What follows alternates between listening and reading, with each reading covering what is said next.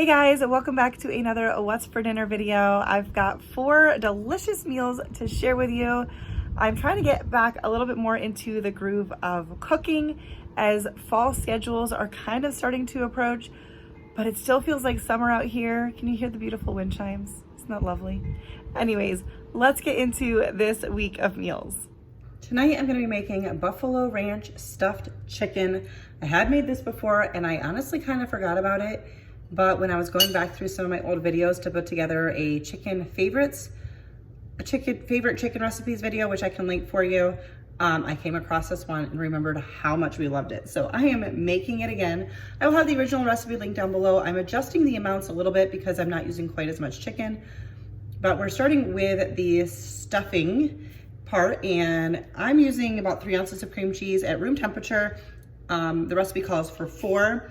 And just a little tip, if you don't have your cream cheese fully room temperature, like you didn't take it out enough in advance, if you're gonna heat it up in the microwave, then I would just suggest putting it at a lower power. That way you're not like nuking the thing.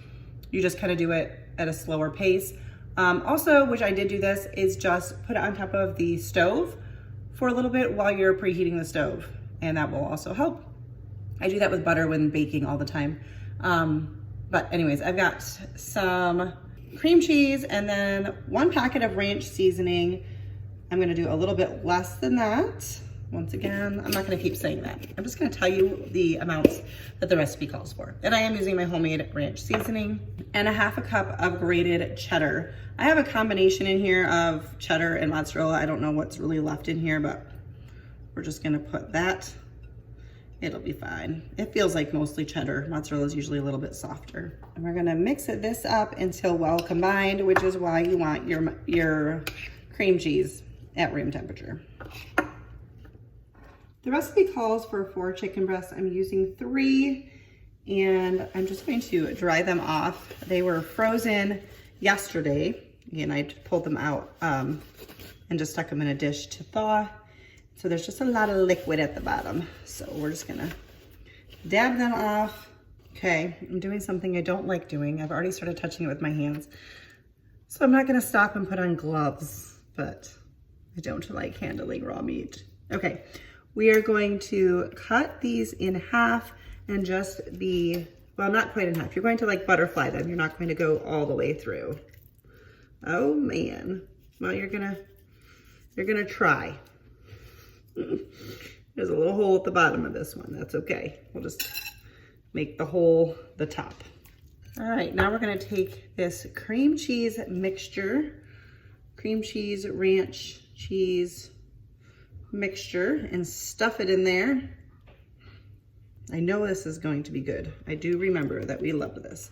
And I'm placing this in a prepared baking dish, just a greased baking dish. Oh, this stuffing is so good. I want to eat it, but now there's raw chicken in it, so I can't even like clean the bowl, you know?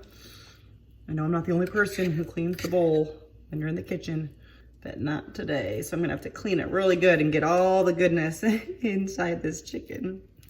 All right, I'm just gonna put on a liberal amount of hot sauce. I'm using, this is like the Frank's imitation almost from Aldi. You could use regular buffalo sauce. I'm gonna take the risk, taking off the pour cap because it's coming out so little.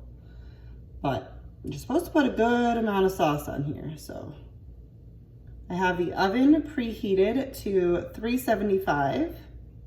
And we're gonna bake for 25 to 35 minutes, adding additional sauce every 10 minutes until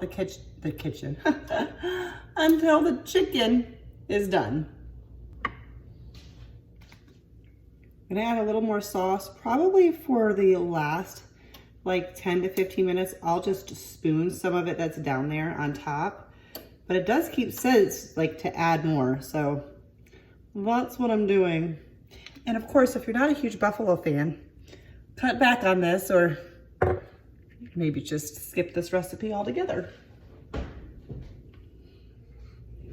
All right, so as you can see here, I'm just working on some salads to go along with this. I'm going to just kind of spoon this on top. Oh my gosh, this is gonna be so good.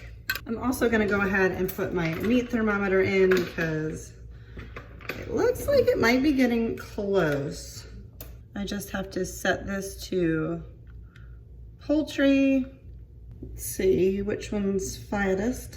I think this one might actually be. I don't want to lose all my goodies. Okay, and then the little temperature gauge stays out while this goes in the oven, and it'll beep at me when it's done. I topped it with a little bit of parsley. It did take me a couple times with a meat thermometer to make sure it was cooked, because I felt like if I moved the meat thermometer, the temperature would drop a little bit, and I'm assuming that's because the stuffing probably got hotter a lot quicker than the chicken. But we're gonna plate this up, drizzle with some ranch or blue cheese, and that is what we're gonna be having. Here are the salads I made to go with the chicken. Sometimes, I think I said this in my last video, summer dinners feels like chicken and salad, or a meat rather, and salad is adequate. I didn't really have anything that sounded like a good side with the chicken. Some type of potato probably would have, like a roasted potatoes or even like fries or something, but didn't have any of that. So we're just gonna go with salad and the chicken. Tonight's dinner, we're going for burgers and fries. Seasoning my meat with a little bit of salt.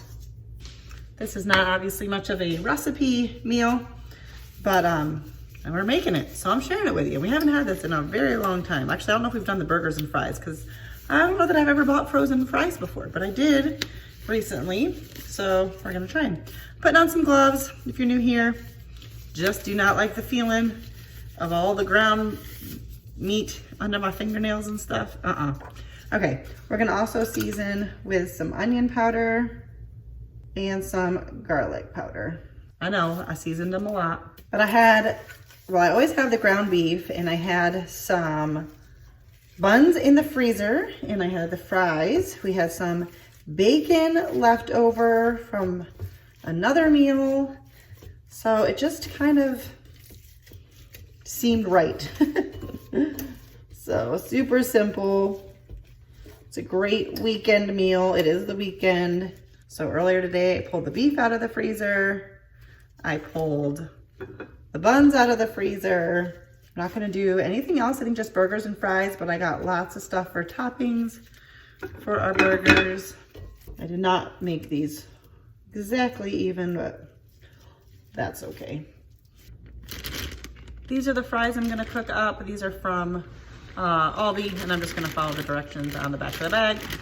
All right, so putting them in at 400 degrees for 15 to 20 minutes. Jesse has the burgers out on the grill.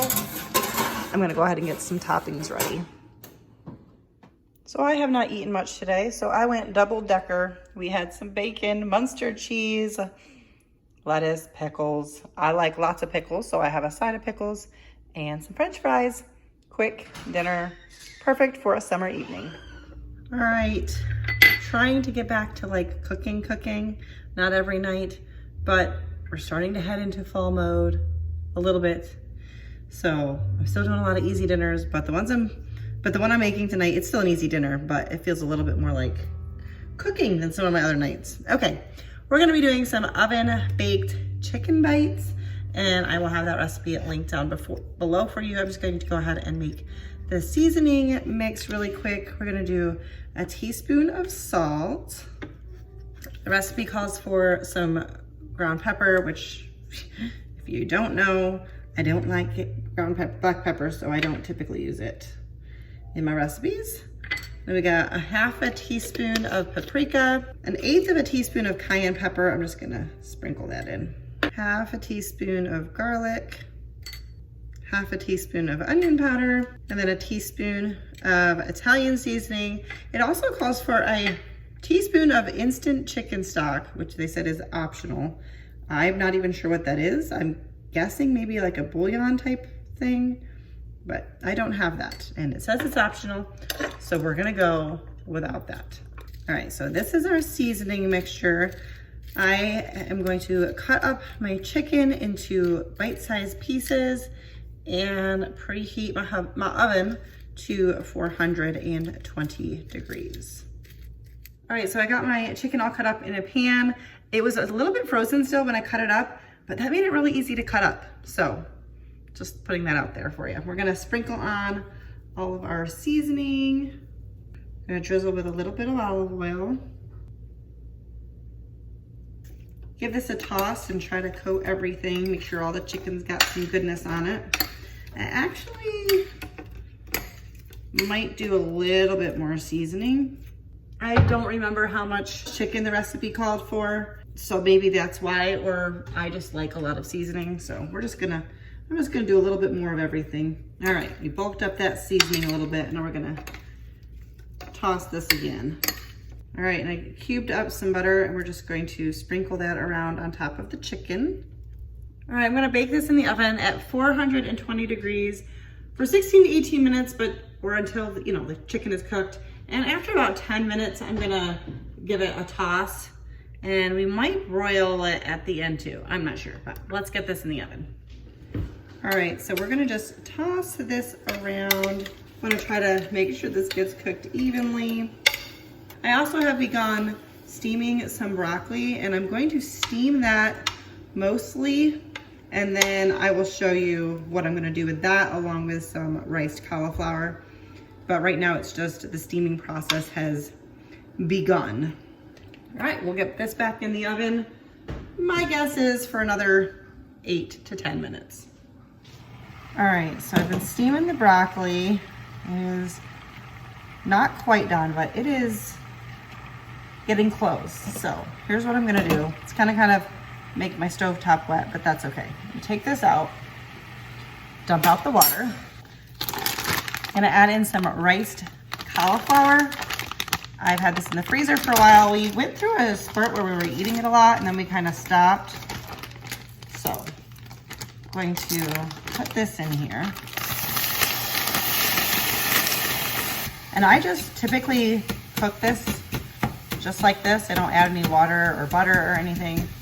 But in a minute, we're gonna add the broccoli in here to finish cooking, and then we'll add in some things. But there have been times where I just steam it, like cook it like this, and then we'll just put like butter and salt on it. But I'm gonna try something different. So this is like pretty, when it's frozen, obviously, like as it cooks off, it's very, there's a lot of moisture, it's very wet. So I like to really let this cook off, and we're gonna add in the broccoli so that that can finish cooking. I might actually get a knife and cut this broccoli up. These pieces are so huge. Let this go until some of this moisture cooks off and the broccoli finishes getting tender. It's pretty tender, but a little bit more. All right, so the chicken is pretty much done, and I just put it under the broiler for a couple minutes to, get crispy. Putting in a little bit of garlic and olive oil, extra virgin olive oil. I'm gonna give this a toss. Probably could have done this a second earlier, because now the pan is actually dry.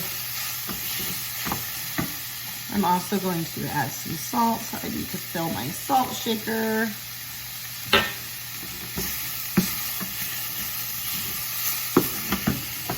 A little more olive oil, just gonna put it down there.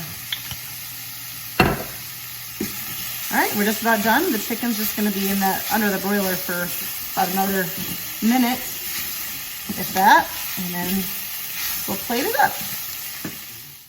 Broccoli and cauliflower rice and our chicken. It smells delicious. I drizzled a little bit of the juice from the chicken on the veggies as well, and very quick dinner, about 30 minutes. Tonight we are making a lazy lasagna. I've never done this before, but I've seen it a bunch.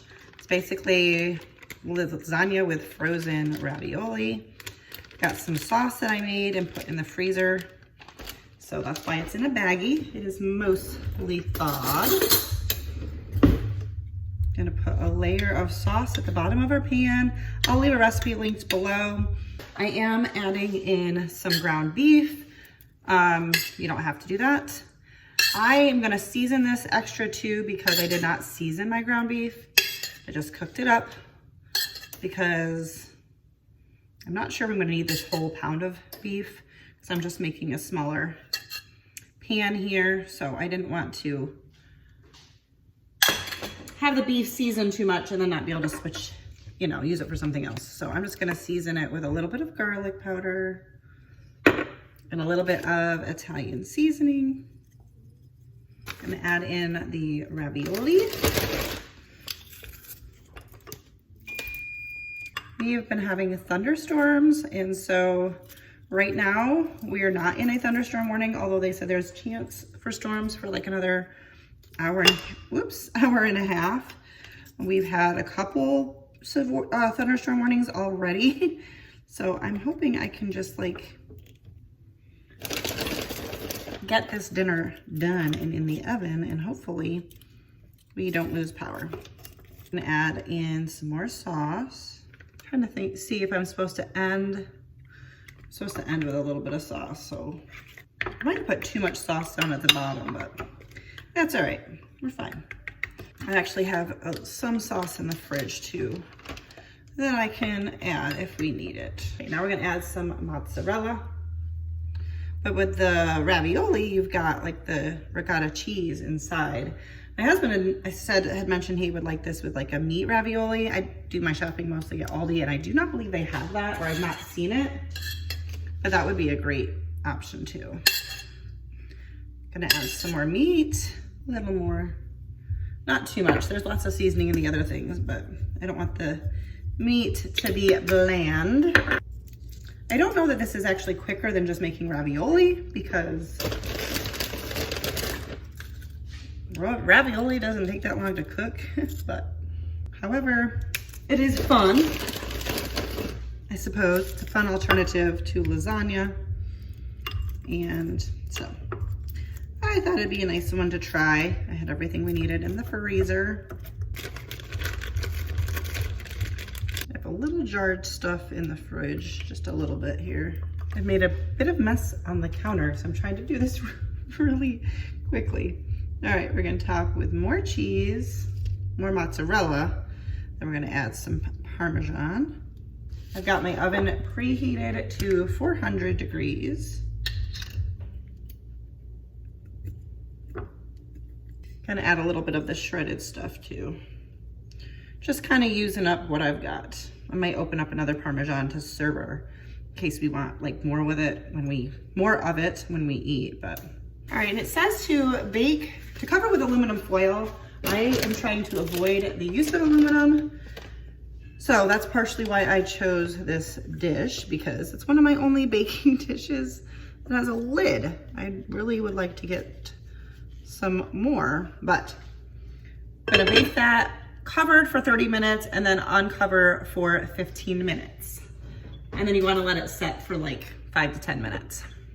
And I'm just gonna make up some salads to go along with it, and that's gonna be it.